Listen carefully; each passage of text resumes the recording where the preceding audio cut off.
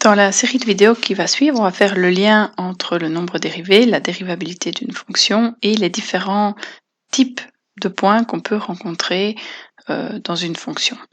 On va commencer avec les minimums et les maximums locaux. Donc, voilà deux illustrations. La première, on a ce qu'on appelle un minimum local, dans l'autre un maximum local. Qu'en est-il en termes de nombre dérivé? Eh bien, en fait, si on observe les tangentes, que ce soit pour le minimum ou pour le maximum, les tangentes sont ici représentées par des droites horizontales. Autrement dit, la pente des deux tangentes que je viens de tracer ici en rose, elles sont nulles. En termes de nombre dérivé, cela va se traduire par l'expression de la limite suivante, à savoir que la limite quand h tend vers 0 de f de a plus h moins f de a sur h est égale à 0, aussi bien pour le premier que pour le deuxième.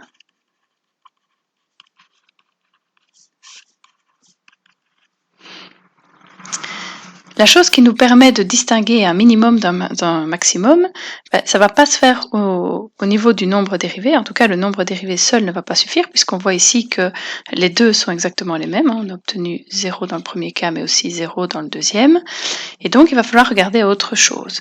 Et cette autre chose n'est rien d'autre en fait que la concavité. Ici, on voit que le minimum, on a un minimum et la courbe est entièrement située au-dessus de la tangente. On a en fait ce qu'on appelle une concavité qui est tournée vers le haut. On a ici un bol. Alors que lorsqu'on parle de maximum, on a une concavité qui est tournée vers le bas. Le bol est renversé. Donc tout ce qu'on pourrait avoir mis dans ce bol va tomber par terre, alors que dans le premier graphique, ce qu'on a dans le bol va rester contenu dans le fond. Donc concavité tournée vers le haut dans ce cas-ci, alors qu'on a une concavité tournée vers le bas dans l'autre. On peut aussi distinguer un maximum d'un minimum par les pentes des tangentes avoisinantes. Donc si on va voir dans un voisinage proche de A, qu'est-ce qu'on constate? On constate qu'en fait, les tangentes à gauche de notre minimum ont une pente négative, alors qu'à droite, elles auront une pente qui est positive. Dans le cas de notre maximum, on va constater exactement le contraire, c'est-à-dire que à gauche de notre point pour lequel on a le maximum, toutes les tangentes ici, elles auront une pente positive, peut-être de moins en moins positive, mais ça c'est autre chose. Alors que si on prend différentes droites à droite de notre maximum, les pentes seront négatives et de plus en plus négatives, plus je vais m'éloigner. Donc en fait, il y a deux choses qui nous permettent de parler de minimum ou de maximum locaux. Eh bien, d'une part, il faut que le nombre dérivé soit nul, donc il faut que la pente de la tangente soit égale à 0. C'est ce que j'avais tracé en rose. Et d'autre part, il faut qu'on observe en fait au niveau de la dérivée que le signe de la dérivée est négatif d'un côté, positif à droite pour un minimum, alors que le signe de la dérivée pour un maximum, ce sera positif à gauche, négatif à droite. Je vous rappelle que les signes ici font référence aux pentes des tangentes, au voisinage de notre point A.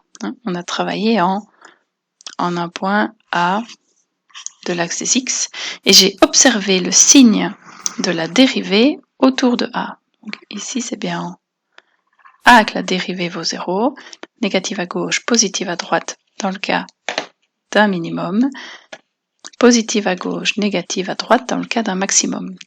Et donc en fait, on va pouvoir réaliser des petits tableaux qui vont ressembler à ceci à l'avenir. Lorsqu'on aura une dérivée négative par endroit, en fait les pentes des tangentes sont négatives, donc la courbe de départ sera décroissante. Lorsque la dérivée sera positive, autrement dit les pentes des tangentes seront positives, c'est que la courbe est en train de monter. Et donc si on a un changement de variation, donc descend et puis monte, entre les deux, c'est qu'on passe par un minimum. Au contraire, si on observe un changement de variation, donc des dérivées positives, c'est-à-dire des pentes de tangente positives, c'est-à-dire que la fonction monte, Et puis, après le fameux point où la tangente vaut 0, on observe des tangentes à pente négative, donc c'est-à-dire que la fonction descend, et bien là, c'est qu'on est passé par un maximum.